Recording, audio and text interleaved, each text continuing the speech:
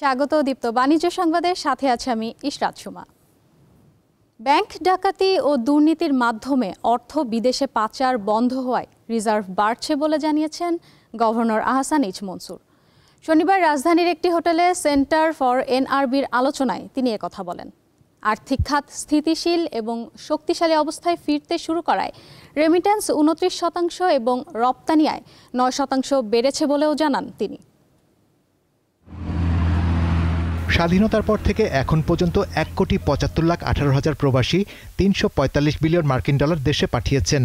তবে তাদের জন্য সরকার কি করবে এবং প্রবাসীদের ভোটাধিকার নিয়ে লুকোচুরি করা হচ্ছে বলে জানায় centre for non resident Bangladeshi নামের সংগঠনটি। রাজধানীর একটি হোটেলে ব্র্যান্ডিং বাংলাদেশ, আসন্ন নির্বাচন, প্রবাসীদের অংশগ্রহণ ও আগামীর অর্থনীতি নিয়ে অনুষ্ঠানে তারা বলেন, কোনো একটি দলের সাথে নয়, পুরো দেশের সাথে কাজ করতে চান প্রবাসীরা। ব্যাপক সংখ্যক প্রবাসীর অংশগ্রহণ করানোর ইচ্ছা আমরা নিই এবং চেষ্টা করি তাহলে অনলাইন ভোটিং অথবা আগাম ব্যালটের ভোটিংয়ের ব্যবস্থা করা যায় কিনা তারা এগুলো ভাববেন।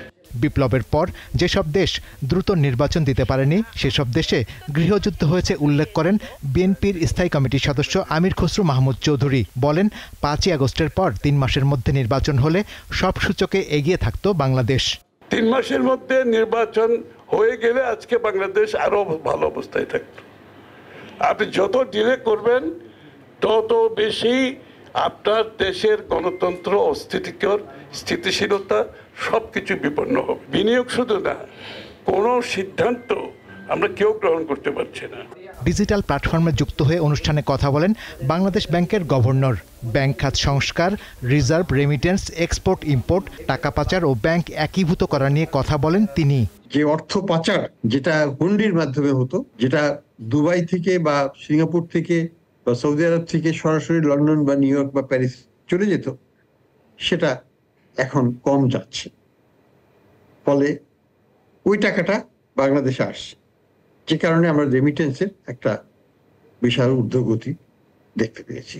প্রবাসীদের বিশেষ প্রশিক্ষণের ব্যবস্থা এবং তাদের যাতায়াত নির্বিঘ্ন করতে বিমানবন্দরে আলাদা হেল্প ডেস্ক চালুর তাগিদ দেন আলোচকরা। হয়রানি করে যাদের রেমিটেন্স এই সমস্ত। শাহরিয়ার ইমন, দীপ্ত সংবাদ, ঢাকা। ঢাকা স্টক এক্সচেঞ্জ ডিএসইর সূচকের তেজি ভাবের মধ্যে দিয়ে সপ্তাহে প্রথম কার্যদিবসের লেনদেন চলছে। রোববার ডিএসইর এক্স সূচক 32 পয়েন্ট বেড়ে মোট সূচকের পরিমাণ দাঁড়িয়েছে 5,647 পয়েন্টে। এছাড়া অধিকাংশ কোম্পানি শেয়ারের দাম বেড়েছে ঢাকার পুঁজিবাজারে। প্রথম 3 ঘন্টায় লেনদেন 900 কোটি টাকা ছাড়িয়ে গেছে। ডিএসইর ওয়েবসাইট সূত্রে এসব তথ্য জানা গেছে।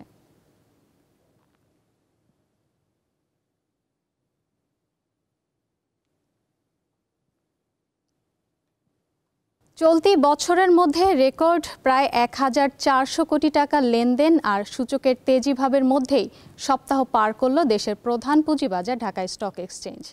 সপ্তাহ শেষে মোট বাজার মূলধনের পরিমাণ বেড়ে দাঁড়ায় 10,175 কোটি টাকায়।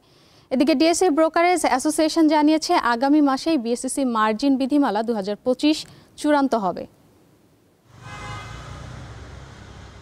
দেশের প্রধান পুঁজিবাজার ঢাকা স্টক এক্সচেঞ্জে প্রথম কার্যদিবসে 1296 কোটি টাকা লেনদেন দিয়ে শুরু হলেও সপ্তাহের শেষ দিনে গিয়ে তা হয় 1338 কোটি টাকা।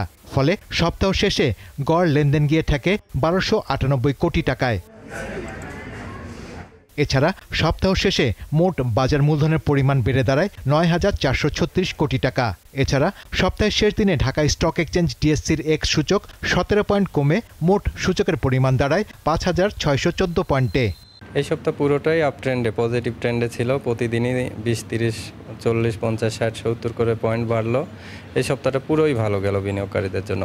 চলতি সপ্তাহটা বিনিয়োগকারীদের জন্য অত্যন্ত সুন্দর একটা সপ্তাহ গেছে। প্রতিটা শেয়ারের দাম আপ হয়েছে। সব মিলিয়ে ঢাকা শেয়ার বাজারে লেনদেনের ধারাকে ইতিবাচক হিসেবেই দেখছে ব্রোকারেজ হাউসগুলো। আমরা প্রত্যেক সপ্তাহে দেখতে পাচ্ছি যে ইনক্রিজ অফ ট্রেড টার্নওভার বা মানি ফ্লো ইনক্রিজ আমরা যেটাকে বলি, এটা কিন্তু মিন করে যে নতুন নতুন ইনভেস্টররা মার্কেটে আসছে।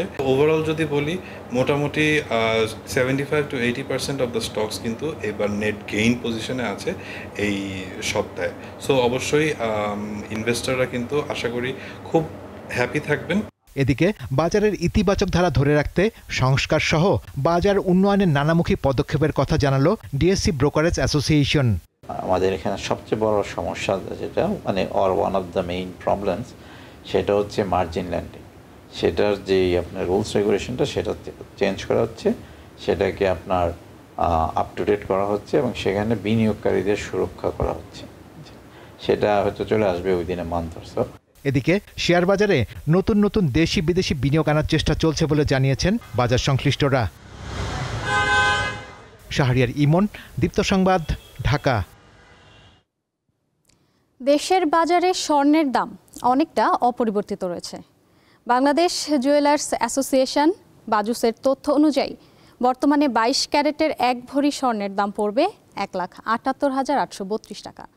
পাশাপাশি 21 ক্যারেটের প্রতি ভরি স্বর্ণ 1,70,703 টাকা, 18 ক্যারেটের 1,46,313 টাকা এবং সনাতন পদ্ধতির 1 ভরি স্বর্ণের দাম পড়বে 1,21,166 টাকা। সব মিলিয়ে চলতি বছর এখন পর্যন্ত মোট 49 বার দেশের বাজারে স্বর্ণের দাম সমন্বয় করেছে বাজুস, যেখানে 33 বারই দাম বেড়েছে।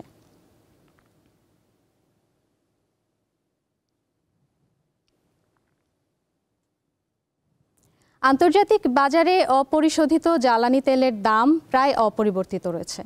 আজ যুক্তরাষ্ট্রে ব্যারেল প্রতি অপরিশোধিত জ্বালানি তেল বিক্রি হচ্ছে 61.87 মার্কিন ডলারে। এছাড়া ওপেক বাস্কেটে বিক্রি হচ্ছে 71.32 মার্কিন ডলারে। ভারতে এই মূল্য 70.71 এবং দুবাইতে বিক্রি হচ্ছে 69.51 মার্কিন ডলারে।